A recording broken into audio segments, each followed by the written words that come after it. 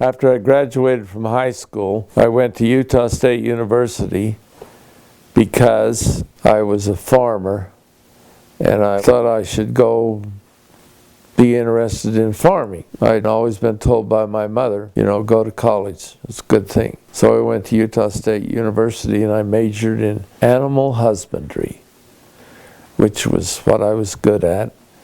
And I went to school there for 2.5 years. And then this was during the Korean War. It was kind of a time when you either went to college or you went in the Army and fought in the war. And it was when we had what is called the draft. Nowadays, everybody is a volunteer in the Army. So after these 2 semesters, I decided to join the Army. And so I volunteered for the draft.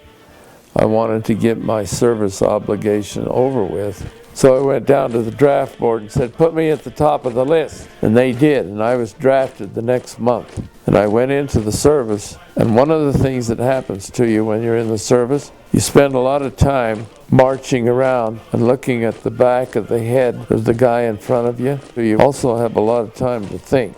And I liked military service because you succeed on your merits, which is a very fair way of doing things. And so I kind of liked Army life, but there's stuff I didn't like about it. And I decided that if I ever got out of the Army, when I went back to college, I was going to do something serious and significant. So get out of the Army finally.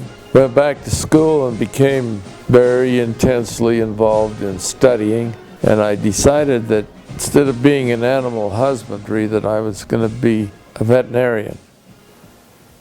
And what you do when you go to a place like Utah State University is you study all of the pre-veterinary subjects. Those same subjects are the ones that are studied by people who want to become dentists or who want to become medical doctors. Consists mostly of biology and chemistry and physics, all the basic fundamentals. I met this friend whose name is Claude Brown, and he originally was going to school to be an engineer, but then decided that he wanted to be a dentist. So we're taking organic chemistry together, and we're talking about our future. And I had a visit from my brother Sterling, who by this time had a PhD in chemistry, and he told me that if I become a veterinarian, I would have to make house calls, and that my time would not be my own. And if I became a dentist, I would just get up and go to work in the morning and come home at night, and I would have a lot more control of my time. So I didn't know whether I wanted to be a dentist or whether I wanted to be a veterinarian. So when the time came to apply to the schools, I applied to veterinary school and to dental school. And my friend Claude, he applied to dental school, and we applied to some of the same schools. We both got an acceptance to Washington University in St. Louis, Missouri. And by this time we had become pretty good friends, and so had our wives. So that's how I made my decision to be a dentist. I did well there. I graduated from dental school with honors. I won the Amalgam Award in my class for the person that's the most proficient in placing silver amalgam fillings, which they don't even use anymore, which is a lesson on how time marches on.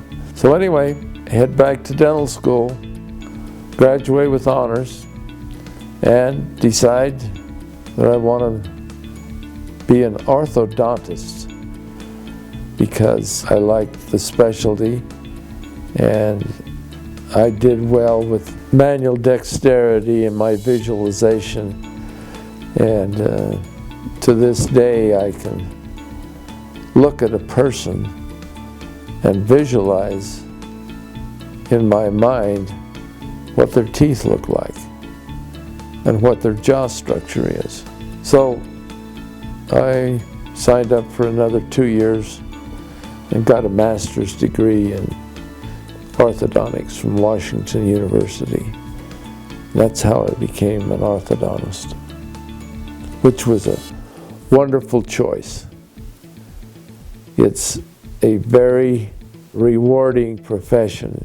You won't get wealthy being an orthodontist, but you'll make a good living, and you'll have control of your time, and you do a great service for a wonderful group of people, which are pre-teenagers. They're the most exciting people to work for, and you always make them better than they were when they came to see you.